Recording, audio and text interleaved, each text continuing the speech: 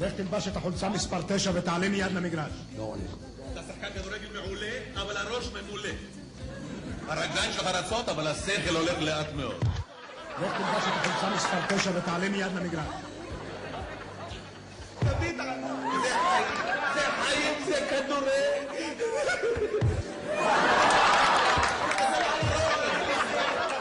כל נגיחה שלו פגז מפרפר ברשת. תסתכל על הרגל המסיימת. לא, ימני. ימני.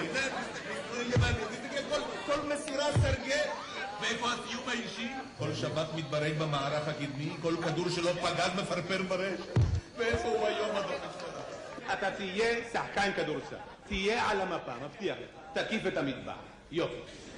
אתה תהיה ברקוביץ', כולם בהתחלה נמוכים.